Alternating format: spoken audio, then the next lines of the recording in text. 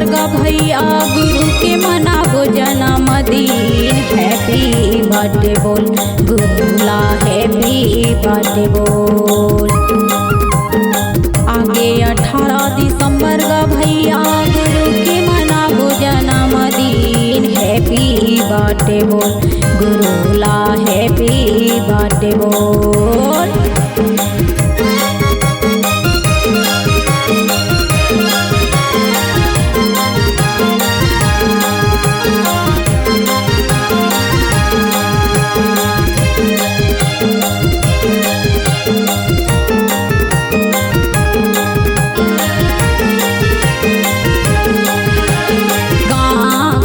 शहर माँ होत हावै हल्ला, घासीदास बाबा दीदी वो आए हैं हमारे मोहल्ला।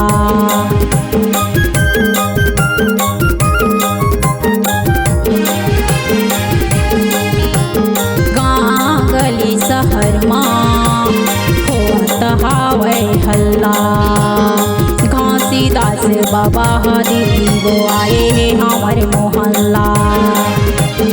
आगे 18 दिसंबर का भैया गुरु के मनाबो जन्मदिन। हैप्पी बर्थडे बोल गुरुला, हैप्पी बर्थडे बोल।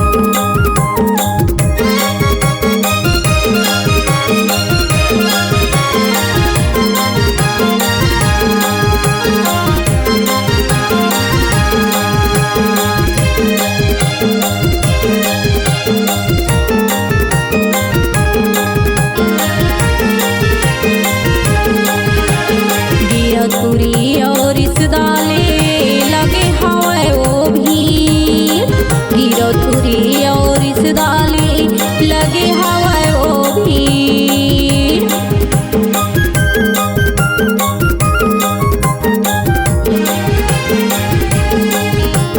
गिरतुरी और रिश्तेदारे लगे हवे वो भी, गिरतुरी और रिश्तेदारे लगे हवे मोरे गुरु बाबा लाओ दीदी आवा खवाबो खीर। मोरे गुरु बाबा लाओ दीदी आवा खवाबो खीर। आगे 18 दिसंबर का भैया गुरु के मनाबो जन्मदिन। हैप्पी बर्थडे बोल गुरुला, हैप्पी बर्थडे बोल।